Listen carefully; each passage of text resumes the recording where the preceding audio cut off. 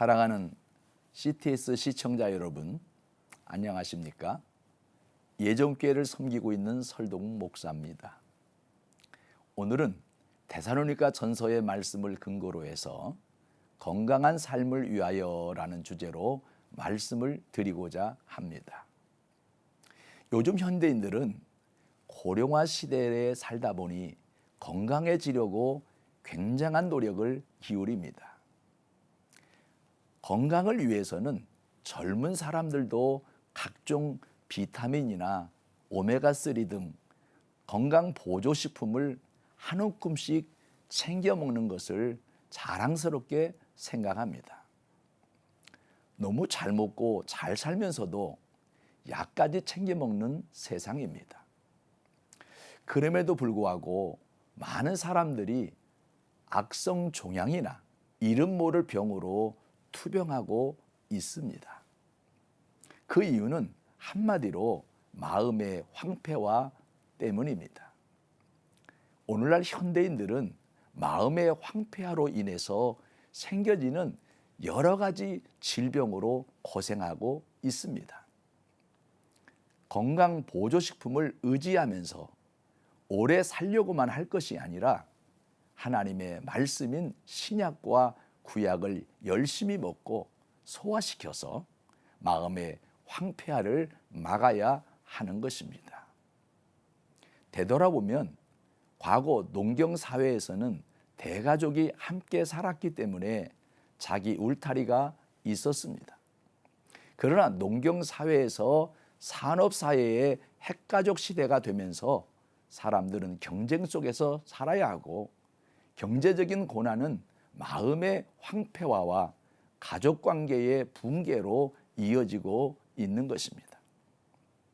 돈 때문에 빚어진 아버지와 아들의 논쟁이 아버지의 죽음을 가져오고 사소한 다툼으로 빚어진 부부싸움이 아내와 자식을 한꺼번에 죽이는 끔찍한 결과까지 가져오고 있는 것입니다.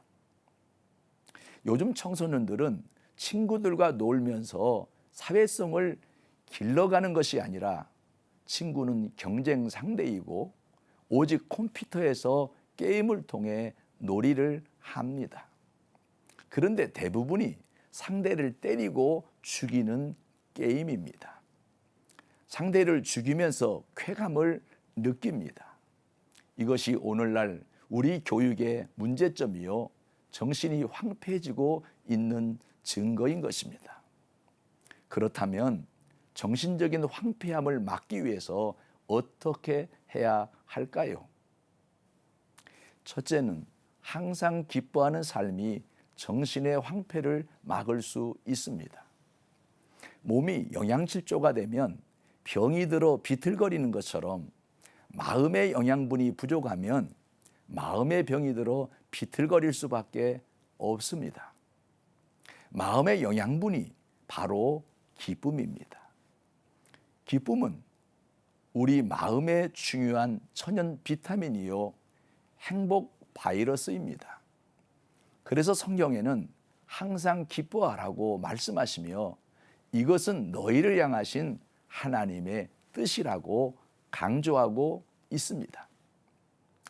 여러분들이 잘 아시는 빅토 프랭클은 나치 수용소에서 살아남은 사람입니다. 당시 나치 수용소는 격한 노동과 박대와 영양실조로 자연사하거나 독가스에 많은 사람들이 죽어갔습니다. 그 사람들의 머리털은 천을 만들고 그 뼈와 살은 비누를 만들어 사용했습니다. 그런데 빅토 프랭클 박사는 왜 살아남았느냐 하면 그는 나치 수용소에 들어가기 직전에 결혼을 했습니다. 그러다 보니 그의 아내의 사랑과 그리움이 가슴에 사무쳤습니다. 그는 감옥에서도 살아남아 아내를 만날 것을 생각하면 기쁨이 속에서 솟아났습니다. 마음의 희망이 살 이유가 되었기에 동료들은 두려움으로 다 죽어나갔지만 그는 살아서 훗날 정신과 의사가 되었습니다. 그리고 스위스에서 많은 사람들에게 치료와 정신적 영향을 끼치게 되었습니다. 또 쉬지 않고 기도하는 것이 정신의 황폐를 막을 수 있습니다. 기도는 영적인 호흡이기 때문에 우리가 숨을 쉬지 않으면 육신이 죽는 것처럼 기도하지 않으면 영적으로 우리가 죽습니다. 하나님의 생명이 자라지 못하기 때문입니다. 사막에 가면 선인장이 온통 가시 선인장뿐입니다. 가시는 원래 잎사귀였습니다. 큰 잎사귀에서 사막 쪽으로 가면 갈수록 잎사귀가 작아집니다. 그러다가 사막에 가면 온통 선인장 잎사귀가 가시로 변합니다. 그 이유는 메마르기 때문입니다. 심령도 마찬가지입니다. 영적으로 메마르면 자기도 모르게 가시가 되어 아무 쓸모가 없어지고 사람을 찌릅니다. 그러므로 우리는 심령의 단비를 부어야 하는데 그것이 기도입니다. 그리고 감사입니다. 사랑하는 시청자 여러분, 원망과 불평은 사람을 마비시킵니다. 원망과 불평은 상대를 마비시키기도 하지만 자신도 마비시킵니다. 과거 일제 강점기 시대의 우리 조상들은 나라를 잃은 나약한 정부에 대한 원망이 참으로 많았습니다.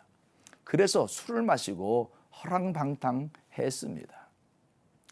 일제도 각처에 유곽이라는 술집을 만들어 퇴폐를 조장했습니다. 이때 도산 안창호 선생이 나와서 외쳤습니다. 나라가 이렇게 된 것은 우리 모두의 책임이니 원망하지 마시오. 우리의 잘못에 대한 하나님의 심판이요, 내 책임이라 생각하고 정신을 차립시다.